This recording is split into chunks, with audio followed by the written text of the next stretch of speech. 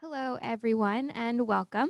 My name is Candice Deanda. I am the president of the Geoscience Student Association, as well as an ASI senator for the College of Natural Sciences and Mathematics. Thank you guys all so much for being here. We're so excited to have you and to share today's speaker with you all. We're excited to have a geologist representing today. Yay, geology. Um, And with that, I will introduce our Dean for CNSM, Dr. Curtis Bennett. Thank you very much. So I'm Curtis Bennett, the Dean of Richard D. Green Dean of the College of Natural Sciences and Mathematics. I want to welcome you all to our second talk with Dr. Knoll. He gave a wonderful talk this morning, so you're in for a great speech. And it's now my pleasure to introduce Dr. Stan Finney, who is chair of the geology department at CSU Long Beach for 21 years, and now is a FERPing faculty member, and he will introduce Dr. Knoll. Thank you, Dean. Well, those of you in attendance, it's a real pleasure for me to introduce this next presentation by Dr. Knoll. Dr. Knoll and I received our PhDs in the same year, 1977, and we've pursued the same kind of general science, namely biostratigraphy, paleontology, stratigraphy, sedimentology, to interpret the sedimentary rock record and the fossils within them to understand in part the history of life and to address geologic problems, issues with the history of the Earth. Dr. Knoll's presentation this morning was a great illustration of the interplay between geology and biology in unraveling the history of the Earth. So many people think of geology as rocks and don't realize an incredible biological component of rocks, the part they play in interpreting them, in making them, and interpreting Earth history. And also, of course, in geology, to do these kinds of studies, you have to have a fundamental understanding of chemistry and physics. Our history of the Earth comes entirely from rocks, from nothing else. For those of you that don't know geology or much about Earth history, that rock record, what's preserved from the past, formed in the past is preserved, is very incomplete and it's biased. Yet still, it reveals amazing aspects of Earth history, amazing stories. I mean, the rising of the dinosaurs, the spread of forests across continents, the change with photosynthetic organisms and introducing oxygen to the Earth's system. Major times of mountain glaciation, continental glaciation, the uplifting of great mountain ranges, all these come from studying the rock record. One aspect of it that Dr. Knoll will present today is that of mass extinctions. Our idea of mass extinctions come to us from the rock record. It was fossil record that led Cuvier to first demonstrate that extinction of species did occur. And major mass extinctions have greatly reset the evolution of life on Earth. And with that kind of background, it's very pleasing for me to introduce Dr. Knoll with his presentation on the greatest mass extinction to affect life on Earth, that occurred at the end of the Permian. Thank you, Dr. Knoll, for coming, and I look forward to your presentation. Okay, thank you, Stan. Let me just share my slides. And okay. Well, again, thank you, Stan, for that introduction. And again, thank you especially to the students for inviting me to be with you today. If you're at my lecture this morning, you'll know that for most of my career, I've been fascinated by this conversation between Earth and life through time. And an important part of that conversation has to do with extinctions. And what I hope to persuade you today is that the great extinctions of the past are not only interesting for their historic value, but they actually provide something of a distant mirror on the current world. I think Mark Twain once said that history doesn't always repeat itself, but it often rhymes. And so that's what we're going to explore this afternoon. So, oops, why is this? There we go.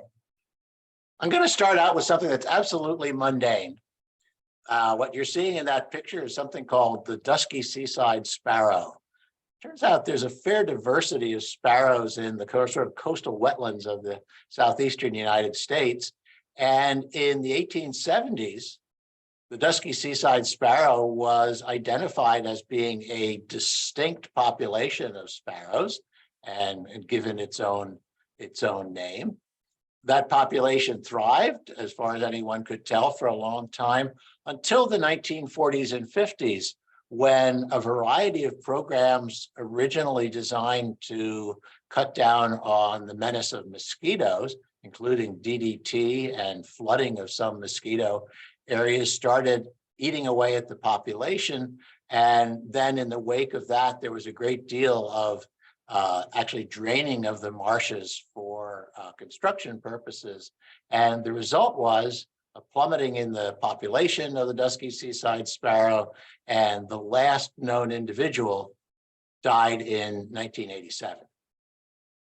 Now, I tell you this not because this is an important event in the history of life, but because it is so mundane. Every species alive today will become extinct. Extinction follows speciation as death follows birth. And I would say in the average span of a human lifetime, if you had lived any time in the last 10,000 years, you would have lived through a handful of extinctions among plants and animals. So extinction of itself is not that unusual. In fact, when Stan mentioned that extinctions were first identified as a reality by the great French anatomist Georges Cuvier in 1792. And in the decades following that, early geologists established that the geologic record of the last 500 million years is full of fossils. And in fact, nearly all of those species are extinct. These geologists recognized there was a pattern to those extinctions, and that's actually the basis of the geologic timescale that you see on the right-hand side of this image.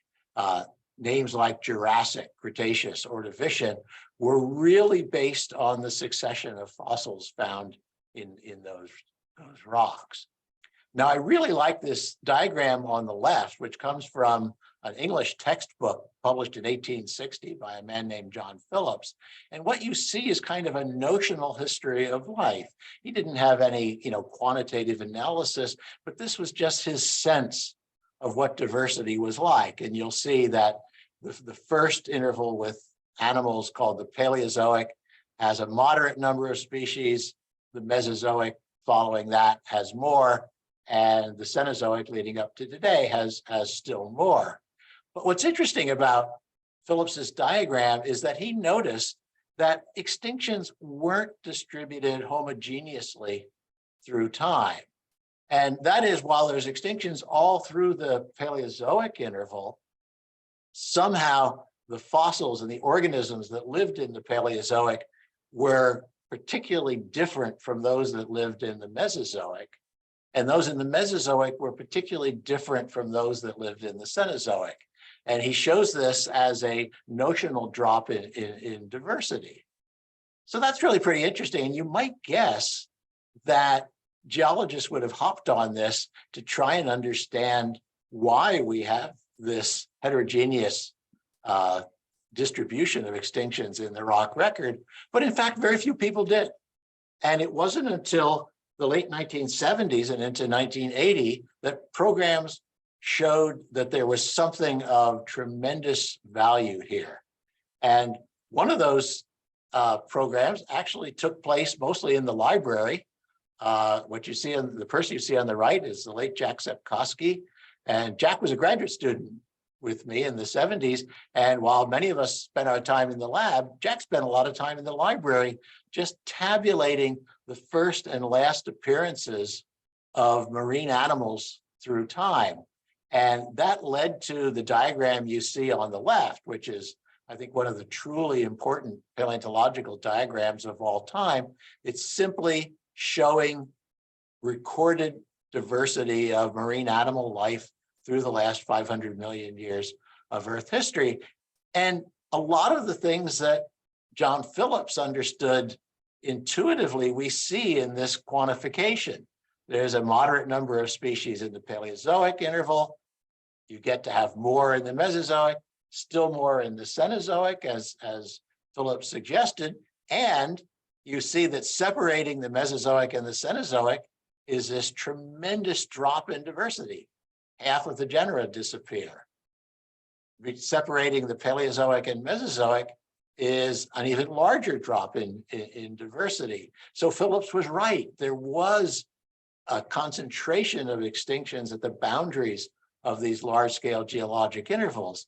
And in fact, what Jack demonstrated is that in the last 500 million years, there have been 5 intervals of time when there were major extinctions that happened over short time spans, what we've come to call mass extinctions. So that was an important opening salvo in the modern era of extinction research. And just as Jack was going to the library, the person you see on the right here, Walter Alvarez, was out in the field looking at these remarkably exposed rocks in near Gubbio in the central Italian Apennine Mountains. What you see here is a very thick succession of limestones deposited in fairly deep water environments that goes from about 90 million years to maybe 50 million years or so. And when Walt went to study these, he was really interested in working out what's called the magnetic stratigraphy of these rocks. It turns out that Earth's magnetic field flips by about 180 degrees every so often, from several 100,000 years to several million years. And Walt was just trying to work this out for this interval of time in these beautifully preserved and exposed rocks. But as he was working, he became really transfixed by one particular bed that you see here at the top of the arrow. There's a little recess above that arrow. Below that, there's hundreds of meters of these sort of just nicely thinly bedded limestones. Above that bed, there's more hundreds of meters of thinly bedded limestones. But in that bed, just half a centimeter thick, there's no limestone at all. It's all clay. And Walt knew from fossils preserved in these rocks that that clay layer was equivalent to the boundary between the Cretaceous period and the ensuing Paleocene period, or the boundary between the Mesozoic and Cenozoic eras. And he wanted to understand how much time was represented by that little clay bed, and he couldn't figure out how to do it. So he talked to his father, who was a distinguished astrophysicist, and his father says, well, Walt, it's easy. We have this continual influx of micrometeorites. We know the rate at which they're coming into the Earth's system. So if you just look at those, that layer, and look at the amount of an element that's common in meteorites, but not common in rocks of the Earth's crust, you can actually understand how much time it took, because this has a meteoritic source.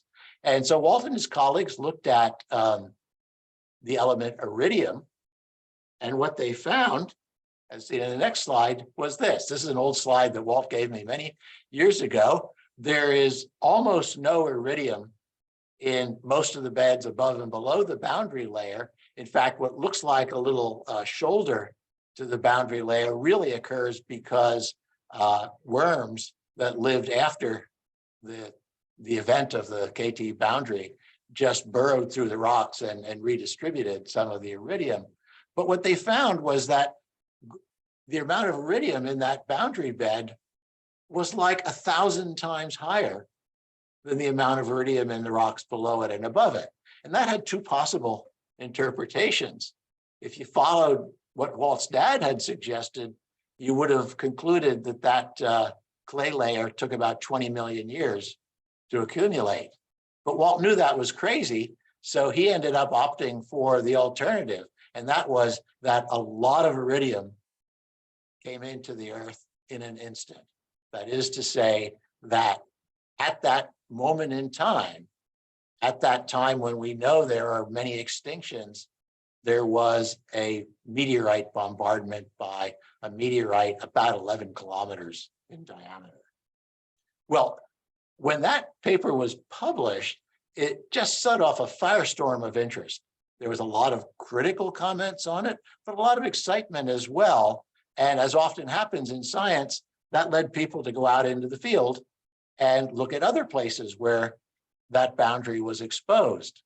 Here's maybe my favorite end Cretaceous boundary exposure, a place called Stevens Clint on a beautiful coastal cliffs about an hour southeast of Copenhagen in Denmark. And again, what we see below the boundary bed is limestones deposited in shallower water than those in Italy, but the same age. Above it, we see limestones.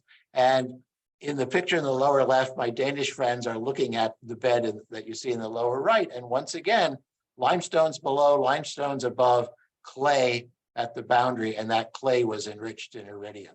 And people found this iridium signature all over the world, right at this moment in time, not before it, not after it. Well, people started thinking about what are the predictions we might make if a giant meteor hit the Earth? And so some enterprising geologists figured that you might see something called shocked quartz, which is what you see in the magazine cover on the left. Shocked quartz is a kind of quartz that forms only when you have transiently high pressures, just the kind of thing that a meteorite impact would cause. And so people started looking for shocked quartz in boundary layer sediments. And again, another slide from Walt, people found shocked quartz everywhere. And again, never in beds before the boundary, never in beds after it, but all over the world at the boundary. And the greatest abundances and largest size of those shocked quartz grains was in mid-continent North America. And then within another year or two, some people looking at old petroleum company data saw that from geophysical measurements in the subsurface of the Yucatan, that is beneath younger beds, there was this large circular structure, several hundred kilometers in diameter, and it was precisely the size of a meteor crater we might expect for a meteor of the size that Walter hypothesized on geochemical grounds. And in fact, it's precisely the same age. So this is the smoking gun that 66 million years ago, a large meteor hit the Earth. So what were the consequences of that? Well, it did drive an era-ending extinction. And in many ways, our modern biota is made up of survivors of that event. About half of the genera of animals in the marine realm, more than 70% of the species. It had a major effect on plankton, microscopic organisms in the ocean. That's why we don't see limestones at that boundary level. Famously, the dinosaurs, except for birds, went extinct. And our modern mammalian biota only radiated in the wake of dinosaur extinctions. In the marine realm, for 150 million years of the Mesozoic era, probably the most abundant and diverse predators and scavengers on continental shelves were a group of cephalopods, that is squid and octopus relatives, called ammonites. They completely go extinct at this boundary. And in the oceans, fish come to play the ecological roles they play today only in the wake of ammonite extinction. And of course, in part due to Walter's work, but some other micropaleontological work on the same time scale, this was recognized to be a rapid event. And that's something that I'm going to keep underscoring, because it's not necessarily the magnitude of environmental change that makes life dangerous for organisms. It's the rate at which environments change. Okay, so there's a broad introduction. Now what I want to focus on, as Stan suggested, is the largest of the mass extinctions, and one that I think is particularly relevant to our own lives and the lives of our children. And that is a mass extinction at the end of the Permian period, 252 million years ago. It's a massive extinction. It causes major ecological reorganization of the oceans. And again, it's rapid. What you're looking at in the cliff on the right is a famous boundary section in China. And if you scramble up that cliff, which I did when I was younger and fitter than I am today, through those cliff-like limestones in the lower part, you see all sorts of late Permian animal fossils. And then you get to a point where you could put a knife blade and you never see those fossils again. I mean, there's this sort of sense of almost existential loss here. And in the beds above that, very few animals. They're mostly small, low diversity, and only slowly through time does animal diversity start to rebuild. Now, I got interested in this extinction for a very particular reason, and I thought I'd introduce it by paying homage to a wonderful essay that one of my old teachers and colleagues and friends, Steve Gould, wrote years ago. Steve was trying to really explain to his readers how science works. And he approached it by contrasting the sort of modus operandi of two famous detectives from fiction. On the left, Sherlock Holmes. And Sherlock Holmes, everything was logic. You know, he would look at the evidence, he would parse it logically, and inevitably that would lead him to the right conclusion. On the right is an equally famous fictional detective, Lord Peter Wimsey, in a number of wonderful books written by Dorothy Sayers, and he was the complete opposite. And Steve recounts a scene from one of the novels where Wimsey is sitting in an easy chair, he has a glass of port, he is completely confused by all the evidence that's accumulating, and all of a sudden, he drops the glass, it shatters on the floor, and everything makes sense. And Steve's point was that science works a lot more like Peter Wimsey than it does Sherlock Holmes. There are just these moments when things become clear and we go from there. Well, my introduction to working on this happened by sheer serendipity. I was at a meeting and a very good paleontologist who was working on this boundary event, a guy named Doug Irwin, great paleontologist then and now, was showing some of the boundary level rocks. And actually, Doug was intending to make a different point, but he showed that right at the level of the boundary, if you looked at limestones, there were these sort of sheaves of carbonate crystals from the calcium carbonate mineral aragonite that were nucleated on the seafloor and grew up to make these, you know, several decimeter high structures. And I couldn't believe it when I saw that, because that sort of thing is very rare in the last 2 billion years of Earth history, but it was common on the early Earth. So my friend and longtime field partner, John Grotzinger, and I just looked at each other when we saw this.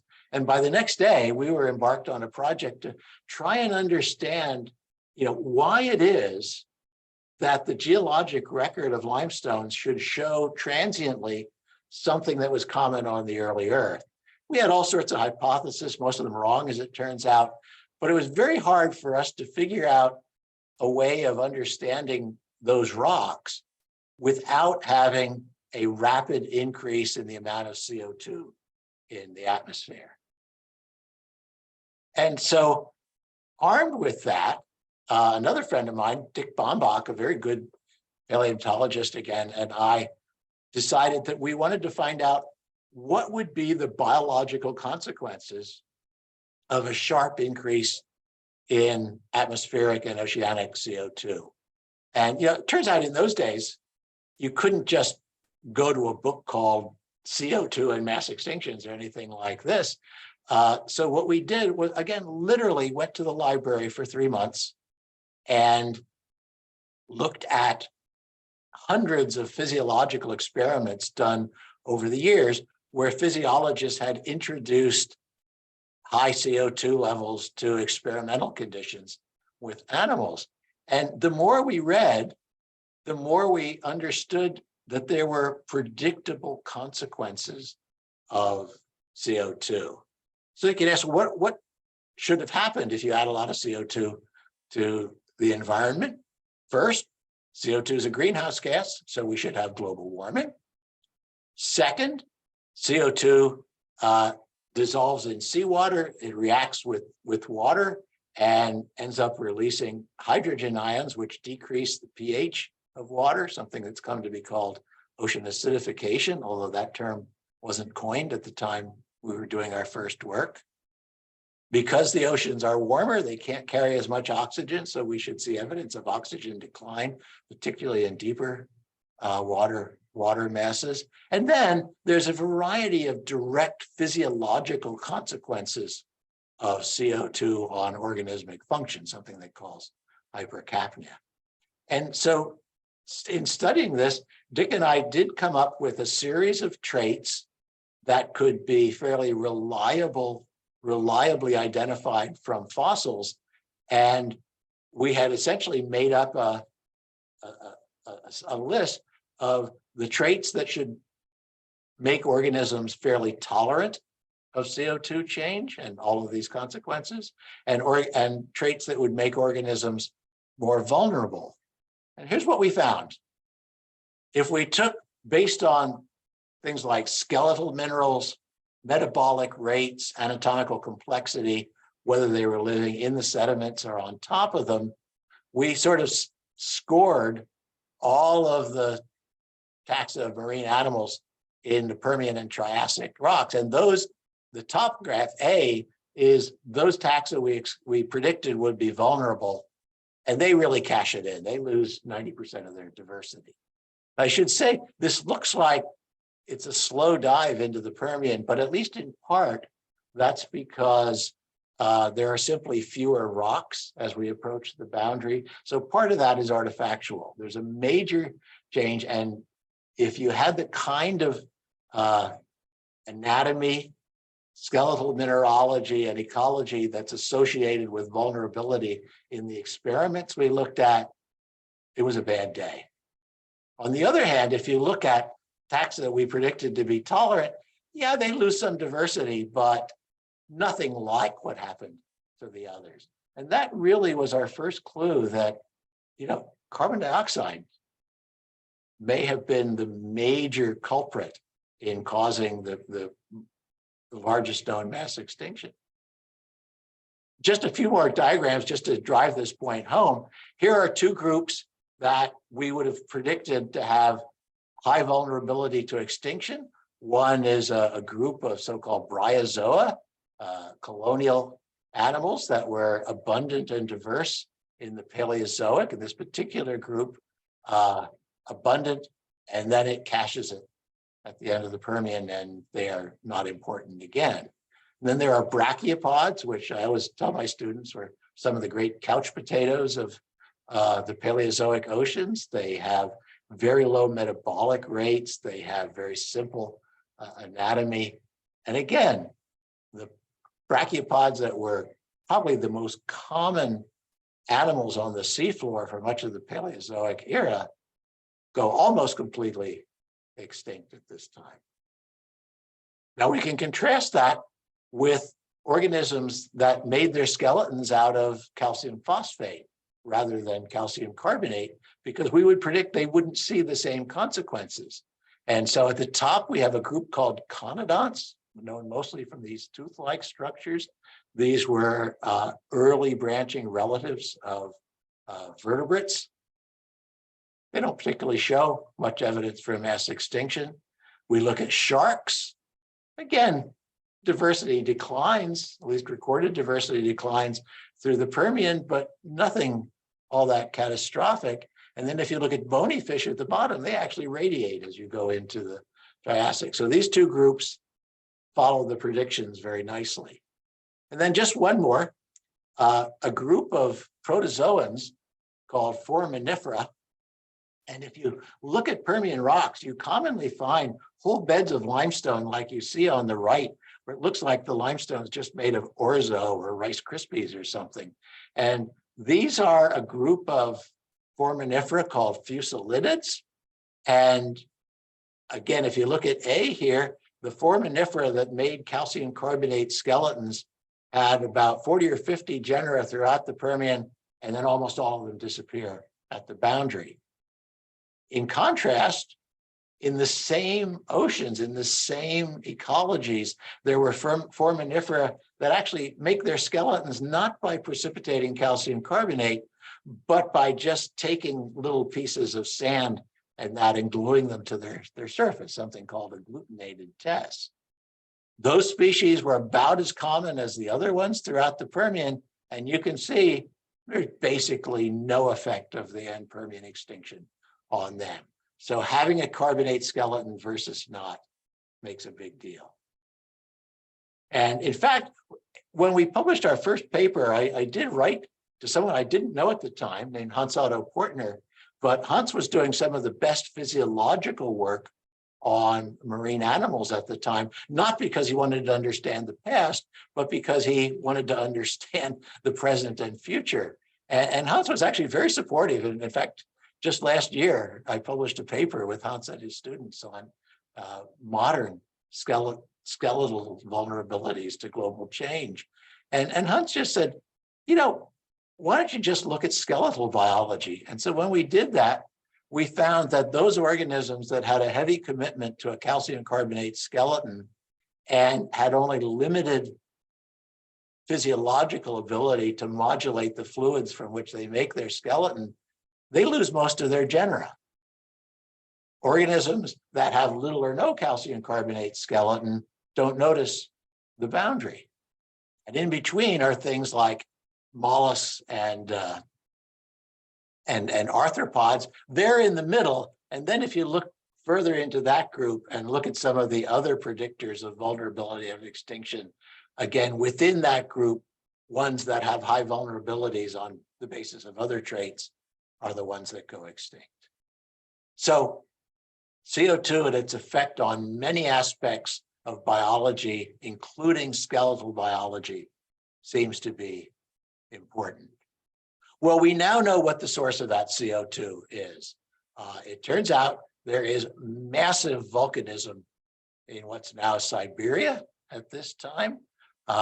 This is, as it says here, volcanism 1 million times larger than anything witnessed by modern humans. We're talking about 2 kilometers of basaltic lavas spread over an area about the size of Australia, right at the boundary. Just to give you some sense of how large that event is relative to more recent events, this is from the work of Lindy Elkins Tenton, who's done a lot of the dating of these rocks in Siberia. If you're an old guy like Stan and I are, might remember Mount St. Helens in 1980, which was an important volcanic event in the United States. That's the volume of lavas and ash associated with that. Mount Pinatubo in the Philippines, about a decade later, is there. The famous volcano Krakatoa in Southeast Asia that had major short-term climatic effects. The volcanoes that formed Crater Lake, much larger, and back through the last several million years. So if we then look at the volume of lavas and ash spewed out by the end Permian volcanism, that's what it looks like. All these other ones over the last 20 million years are small potatoes relative to that. So in this case, it looks like internal processes of the Earth are causing Earth system change in a way that makes many species disappear.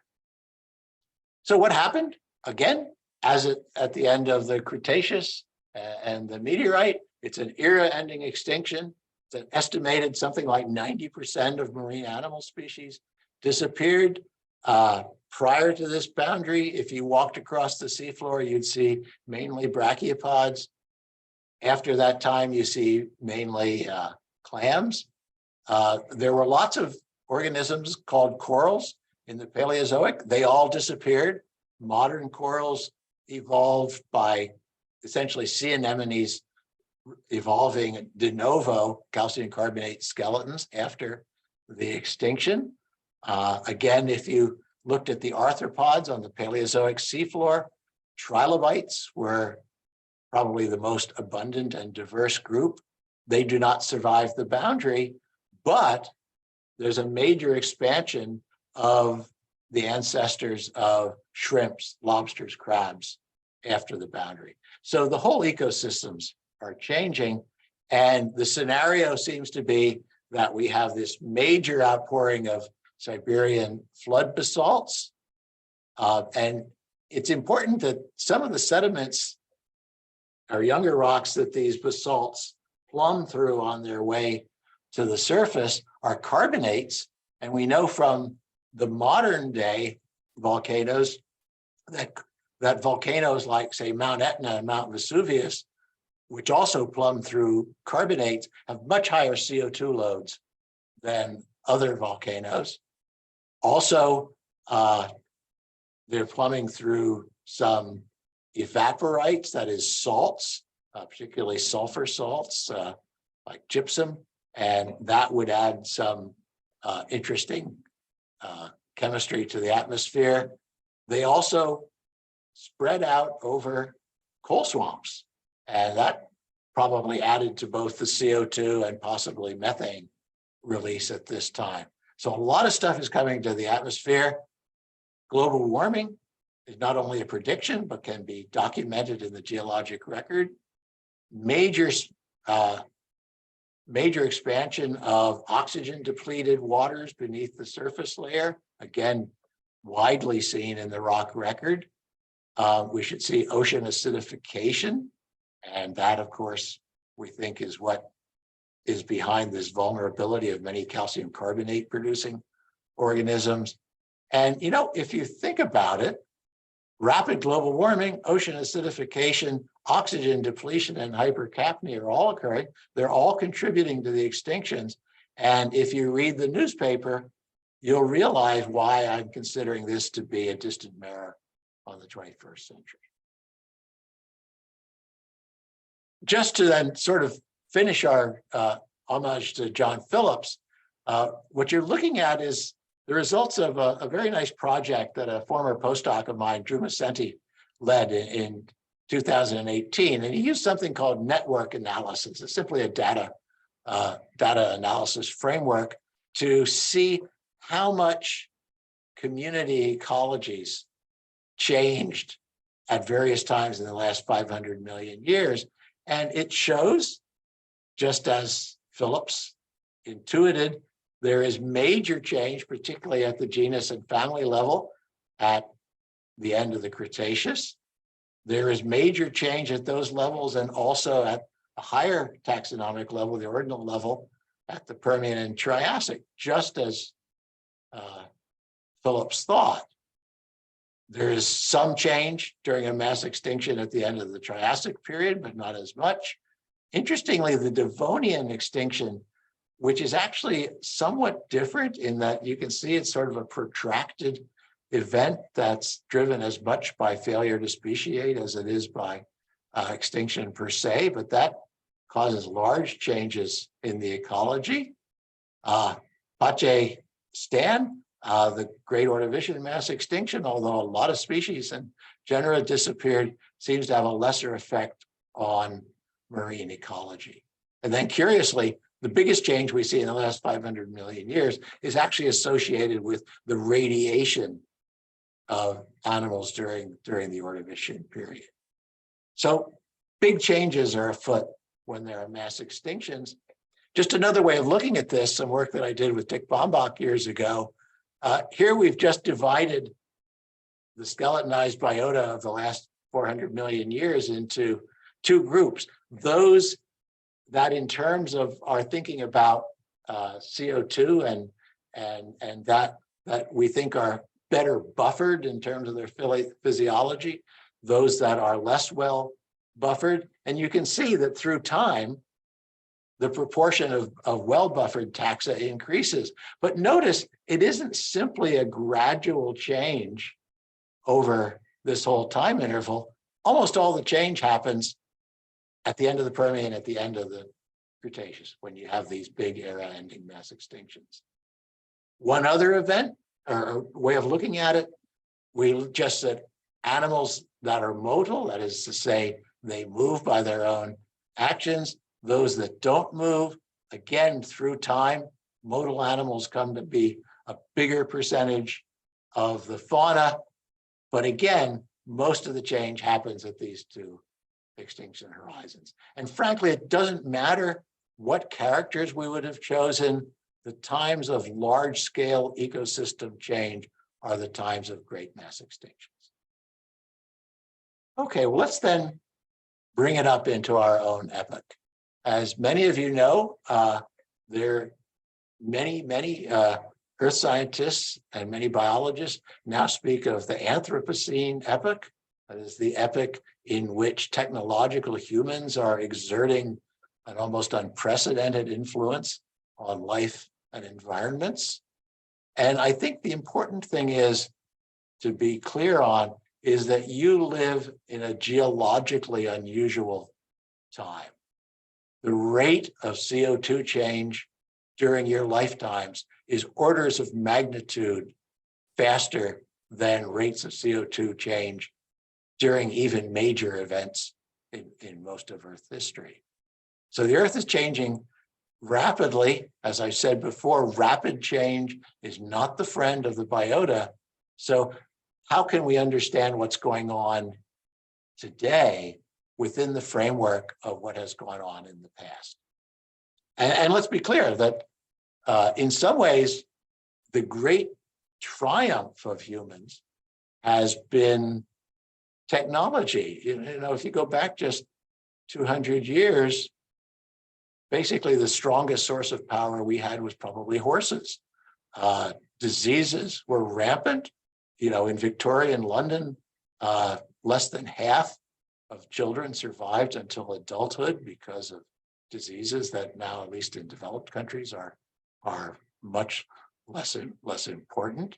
The world has really changed. We actually have had innovations in agriculture that allow us to support our population. And as a consequence of these very important changes, the human population, which was relatively small for many years, has shot up. And just, you know, it passed the billion point around 1800, and just a year or two past the 8 billion point. So there's a lot of us. If you look on the right, that's a diagram of what's called the ecological footprint of different or individual citizens in different countries. And the ecological footprint as it's displayed here is just how much land or land equivalents are needed to support an average person in different countries. That is, what is the claim on Earth's resources by an individual?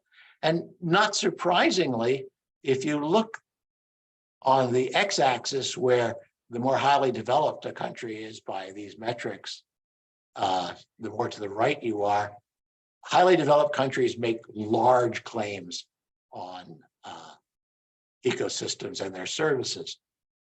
That's true of Americans. It's also true of Canadians, Australians, countries in the Middle East as well. And as you go and looked at less highly developed countries, they use fewer resources. And the world average is right here, a little over 2. And that's not far away from what the people who made this diagram think of as the sustainability point. So the point is here, A, that highly developed countries use resources well above the level at which those resources are sustainable, but also that I think legitimately everyone in countries that are more to the left of this diagram would like to have more development for the good of their citizens. And one of the things that almost invariably happens as development improves in some ways is that you use more resources. So right now, We have many people, we use a lot of resources, and that probably is not sustainable, at least using the plans of the past. Now, there have been a lot of basically counts of animal populations over the last 20 years, and almost all of them show the same thing. The diagram you see comes from a nice paper by Rodolfo Dirzo and colleagues, just looking at insects,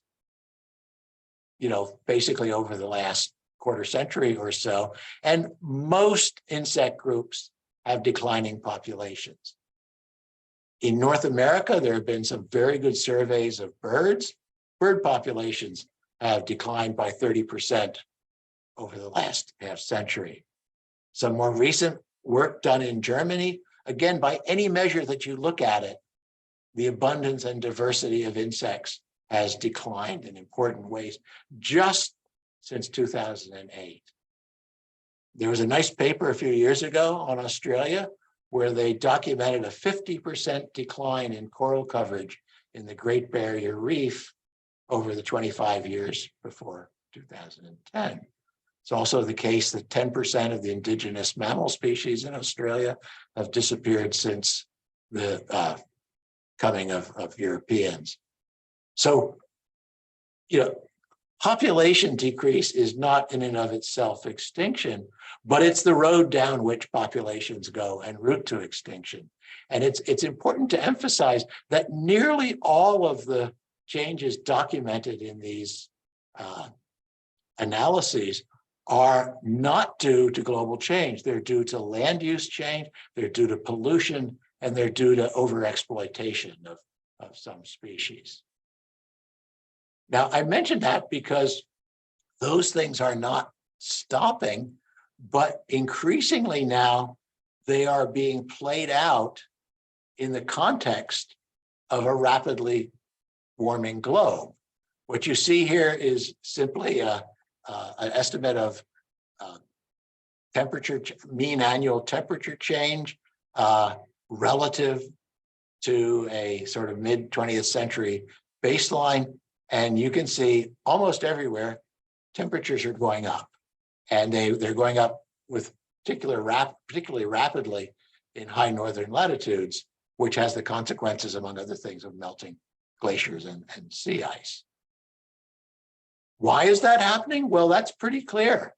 The amount of CO2 in the atmosphere is changing.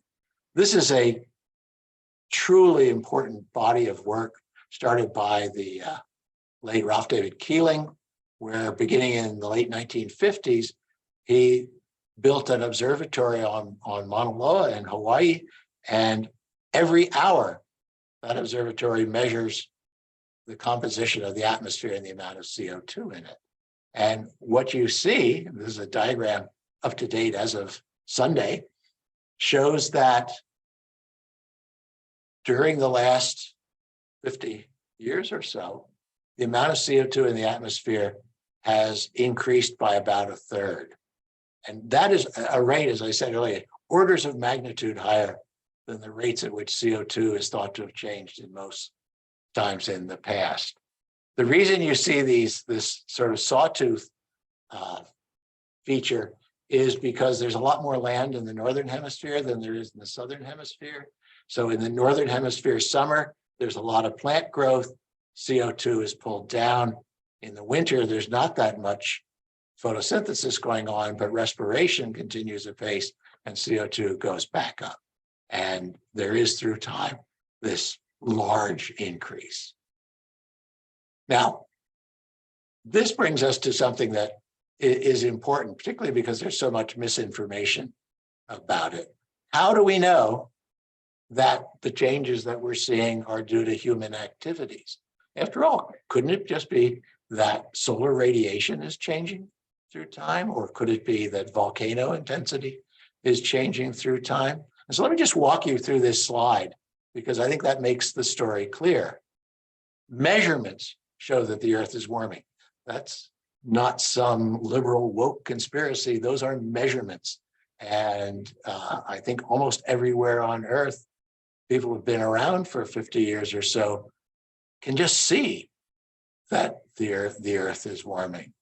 Measurements, as I just showed you, show that CO2 is warming. CO2 is a greenhouse gas, which means it's more or less transparent to incoming solar radiation. But when that radiation is re-emitted as heat, it's not transparent, and it absorbs a lot and then re-emits it, some of it back down into the Earth. So that's a source of warming. We have a good sense from physics of what's called the radiative forcing. That is the amount of warming associated with a molecule of CO2. And that really draws a clear line between the CO2 measurements and the temperature measurements through time. And then the question is, how do we know that the carbon dioxide is a result of human activities? Again, could it be volcanic? Could it be ocean overturn? Well, it turns out that we have data on that too. And it comes down to the isotopes of carbon. Again, I mentioned this morning in a different context, but carbon comes in 3 isotopic flavors. 99% of the carbon on this planet is called carbon-12 with 6 protons and 6 neutrons. 1% is carbon-13, and a couple parts per trillion are carbon-14 with 2 extra neutrons, and that's radioactive and disappears over a time scale of tens of thousands of years.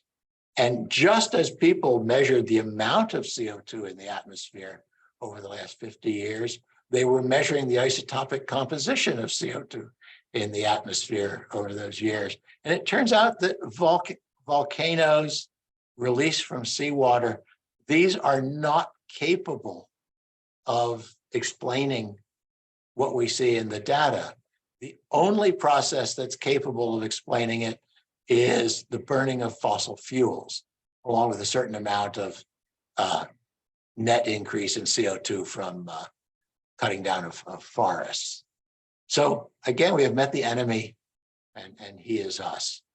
I like this diagram on the right from Hausstein et al. Because they actually did their best to measure expected climate change over the last 75 years or so, based on what we know about solar radiation, because we have measurements of that through time, what we know about volcanic emissions, because we have measurements of that, and the prediction is what you see along this blue line.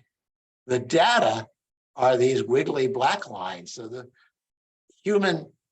just counting on natural processes doesn't come anywhere close to correctly predicting what we see happening.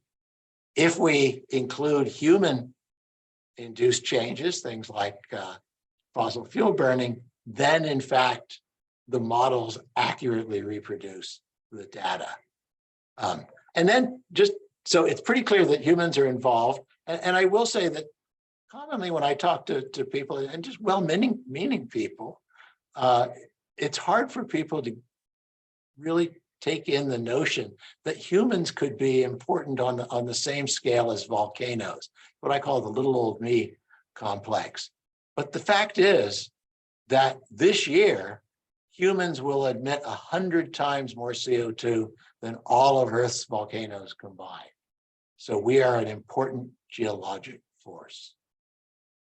Well, I could go on for a long time on what the actual and predicted consequences of that are. And I'll just show you a couple of slides from the Great Barrier Reef, this great necklace of coral reefs that extends along the margin of northeastern Australia. And again, it's not just that the world is growing warmer, but in a warmer world, predictably, there are more extreme weather events. And extreme weather events can be terribly hard on corals, because when you have extreme warming, corals actually get rid of the symbiotic algae that allow them to grow.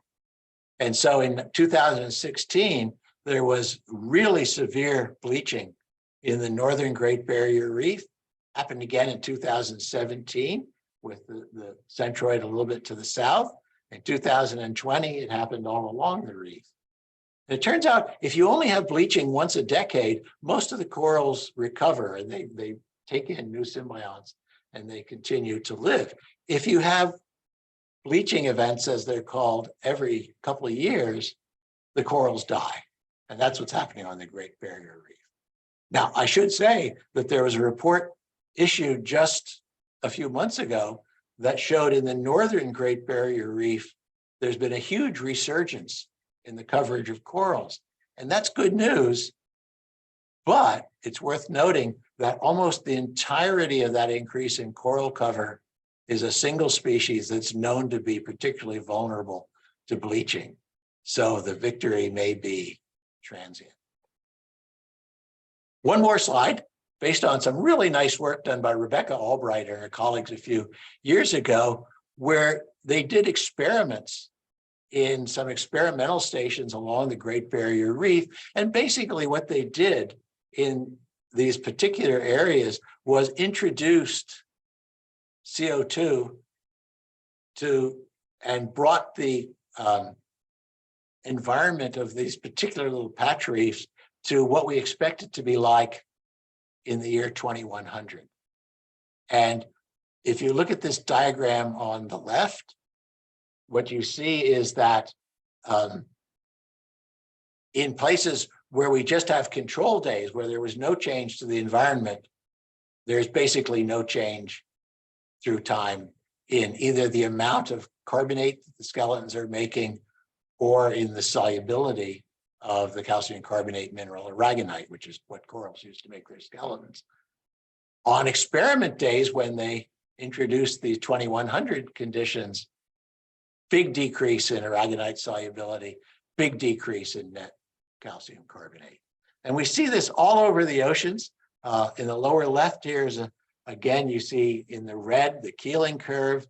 The green is the CO2 content of the oceans at a station just north of Hawaii. The blue is the pH, and that's going down globally. Remember that pH is a log scale.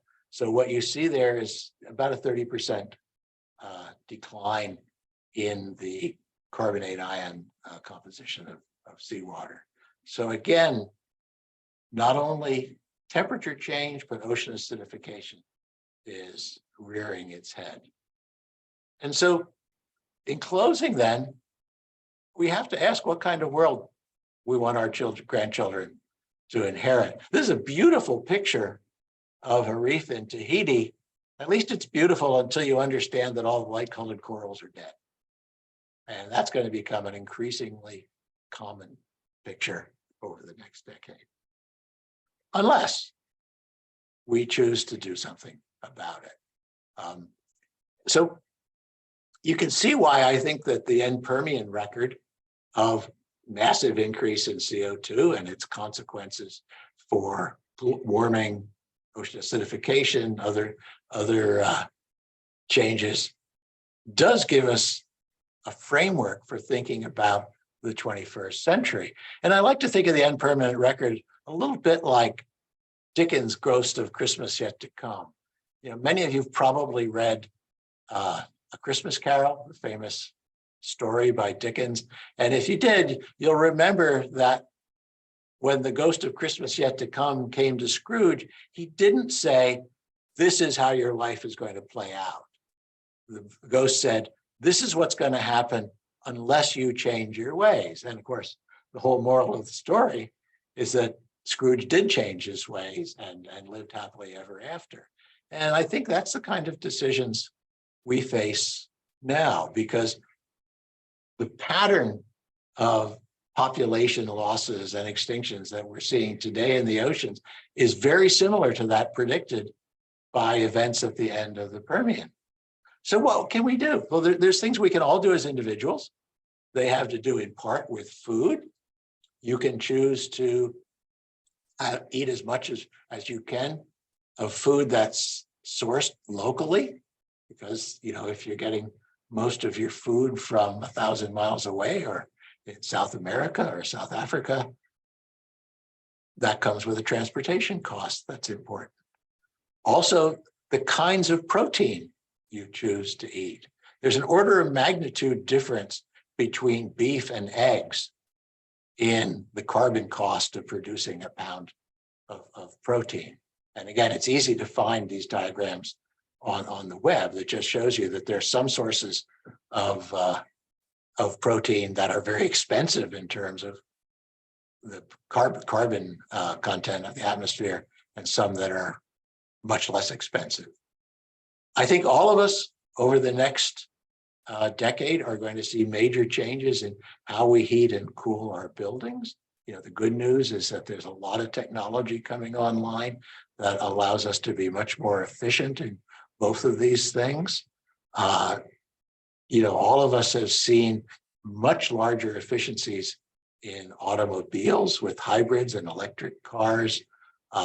Airplanes are much more fuel efficient than they were when I was an undergraduate. So there's all sorts of choices we can make as individuals, but the most important thing that you can do is vote. Because there are societal choices that are going to have to be made and enforced by governments. And if you don't vote, you can't complain about what governments do or don't do. Now, the news, I think, for societal choices is potentially very good. Renewable energy sources have mushroomed in recent years. In fact, wind and solar power are now the cheapest sources of electricity in the United States of America, and they are building capacity every year. If we have renewable sources like that, we need better batteries so that we can store energy for when it's needed. And there are new sources of batteries that are stronger, use different metals that are more widely available coming online. There's CO2 removal technology that's at least in fairly successful stages of showing that it can be done. Cement, I didn't realize this until recently, but traditionally cement production accounts for something like 5% of all the CO2 emissions by humans to the atmosphere. But there's now green cement, which is not just experimental. Right now, there's a new terminal being built at San Francisco Airport that uses green cement that actually takes up CO2 rather than emitting it. Just in the last week, there was some very commendable progress on basically making hydrogen fuel using solar generated electricity to break apart water molecules and make hydrogen fuel. So that's a fuel source that's A, potentially inexhaustible, and B, it doesn't have carbon involved. And then finally, in terms of organisms, we really do need to keep investing in parks and refuges. But because climate is changing, we need to make sure that there are corridors between protected areas so that organisms can move. You know, it's one thing to say, well, we can, protect a lot of species by keeping them safe in Yellowstone Park.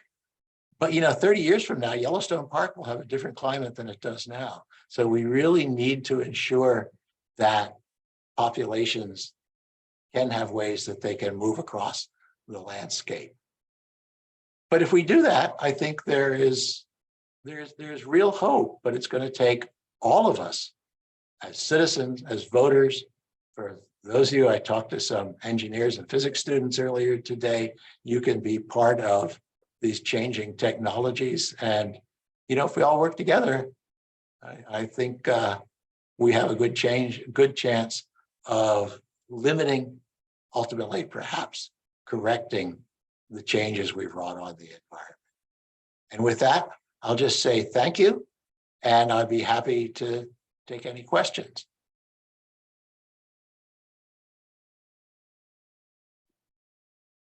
Alrighty, thank you, Dr. Knoll. Now we are going to begin the Q&A portion of the event. So if you would like to please take out a piece of paper, write down your question, and then you can pass it to the outside of the aisle. And we'll have people walk around and collect those questions. And now I would like to introduce Natalia Gutierrez, and she will be reading some Q&A questions that we have already. And also, please feel free to use the Q&A feature in the Zoom. to ask questions as well if you are attending virtually. Thank you. All right, thank you, Dr. Knoll, for that really interesting presentation. I have a question here that says, I have a question regarding the massive volcanism event you mentioned that occurred in modern day Siberia. Did it occur slowly through fissures and shield-like volcanoes, or was it many Yellowstone-like eruptions? Good question. It's much closer to fissures. That is, these are not the kind of eruptions that give you, huge amounts of ash in that. It's more similar to perhaps what we see in Hawaii now. And it appears, if you look at the entire package of volcanic rocks that are associated with this event, the youngest ones are a couple million years younger than the oldest ones, but most of the volume of that package of lava occurs right at the boundary. Now, interestingly, this extinction is one that it takes, millions of years for the biota to recover. And in part, that's because unlike the Cretaceous extinction, which was a very bad day, and then the next day the Earth started recovering, it looks like these continuing episodic volcanics into the early Triassic period may have played a role in retarding ecological recovery from that. So yeah, more like fissure spread of lavas than explosive. Great, thank you for answering. Our next question states, some studies show that we are at the beginning of a modern day mass extinction event caused by human activity. How do you predict this is affecting the biological world today, and how will it affect the biological world in the future? Yeah, that's a good question. And I mean, there's actually a very good book by Elizabeth Colbert, the New Yorker writer, called The Sixth Extinction, which I do recommend to people. And she and others have really focused on what the global change that we've seen and what is projected as being a time of major extinction. And while I don't, to be honest, see the prospect of extinction at the levels that we saw at the end of the Cretaceous period, at the end of the Permian period, I think it's inevitable now that there will be at least significantly fewer species at the end of the 21st century than there were at the beginning. And like I say, part of that's from global warming, part of it's, a large percentage of the land surface, in fact, most of the land surface area that can be used for agriculture and grazing is now used for agriculture and grazing. And so those are, habitats that no longer have much of their indigenous diversity.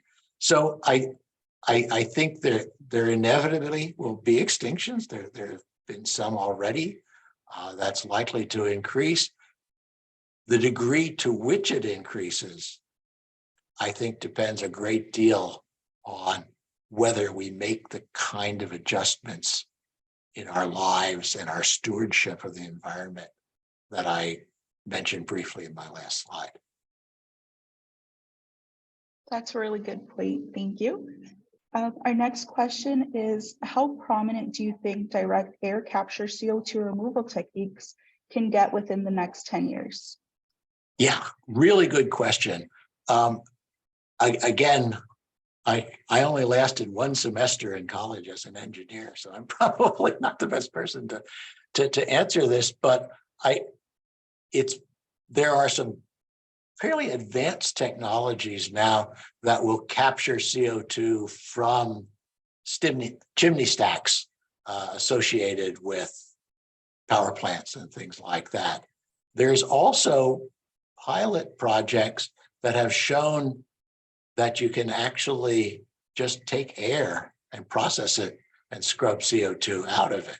Now, they're not nearly at a level of either expense or size, if you will, that is going to change the world overnight. But they're coming along. And I think that almost has to be an important part of the changes that we see. I think on a decadal timescale, we're going to see quite a bit. I should also mention, while we're talking about this, one of the engineering fixes that you sometimes read about are what's called geoengineering. That is the idea that you could put aerosol particles into the upper atmosphere that would reflect sunlight and cool the earth that way. And we know that happens whenever you have a major volcanic event.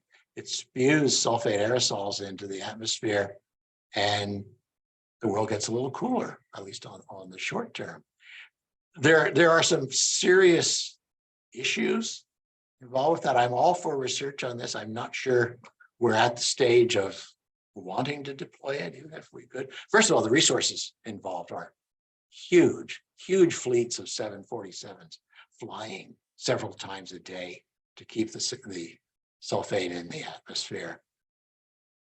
And while we know that globally that should make temperatures go down, what we don't know in any detail now is, while temperatures go down globally, will that cause drought in Midwestern North America? Will it cause flooding in Bangladesh? So we don't really know the regional scale consequences of that. And I think we need to know that before anything this is deployed on any major scale.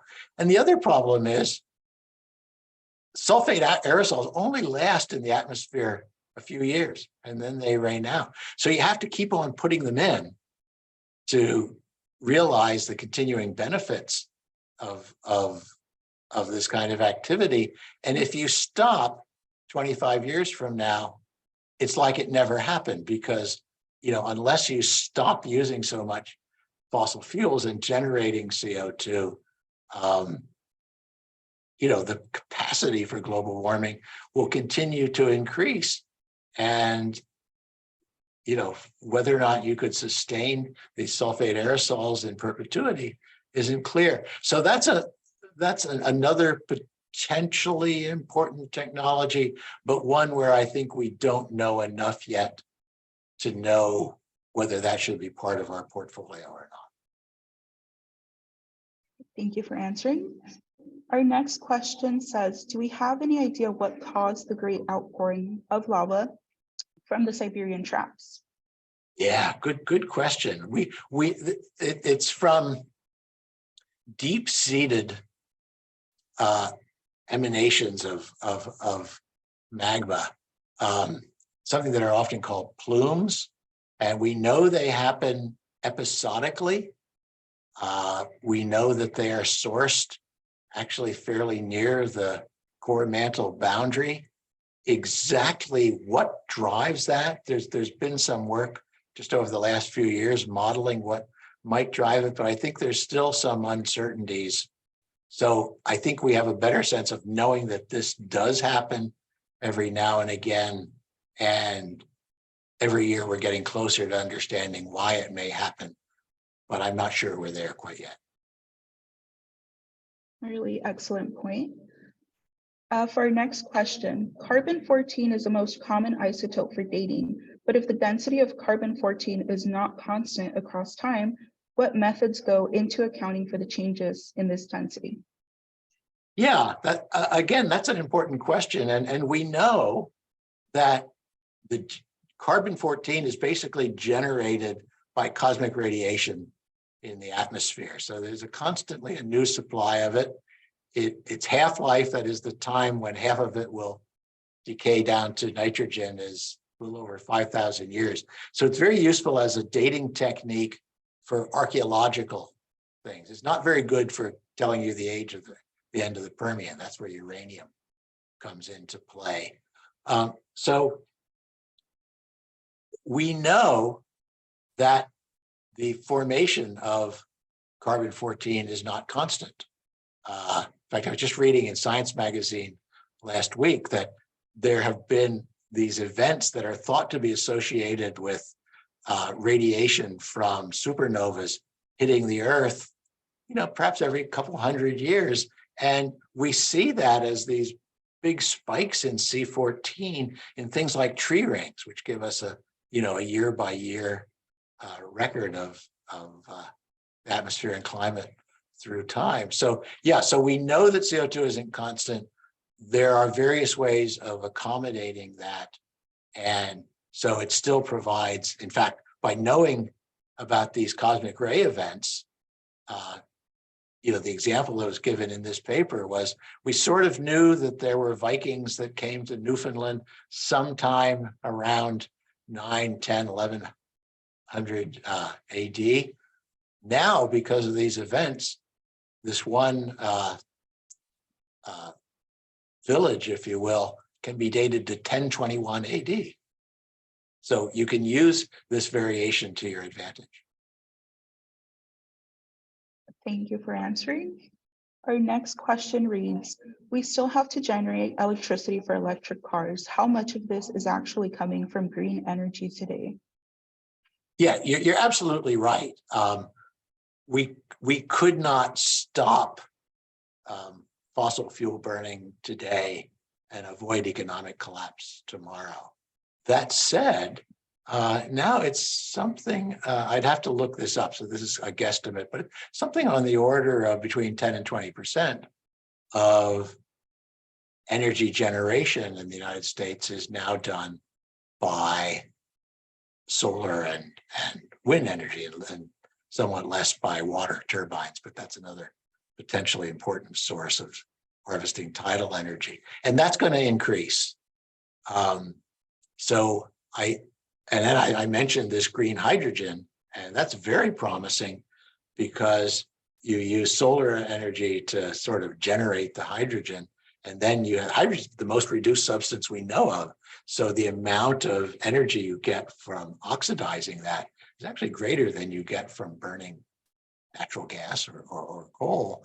And so I think now we are still predominantly an economy, and I think most of the world is predominantly economies based on fossil fuels, but that is changing rapidly and will continue to change rapidly over the next decade. Thank you, Dr. Knoll. I believe we only have time for one more question. This one states, will sulfate seeding only ultimately add to ocean acidification? Well, I haven't really thought about that, but that's an interesting question. You might get some sulfuric acid from this. I actually work on a Mars analog site in Spain where the river has a pH of 1 to 2 because of sulfuric acid that forms from water percolating through some Devonian rocks. But I think the most likely fate of that sulfate is just to go into the oceans as sulfate ions, and it'll eventually leave as gypsum. So I think of all the things to worry about, that may be one of the less important ones. All right, that's all the questions we have. Thank you, Dr. Knoll, for your time. Thank you. Let's give another round of applause for Dr. Knoll. Thank you. That wraps up everything we have going on for today. So thank you everybody for coming. Thank you, Dr. Knoll, for being a part of this event. Make sure to vote for the Mayfield Awards. Scan the QR code on your way out if you haven't already. And yeah, thank you. Great. And thank you to you guys for the invitation. I had a good time today and I appreciate it. And good luck to both of you. Thank you.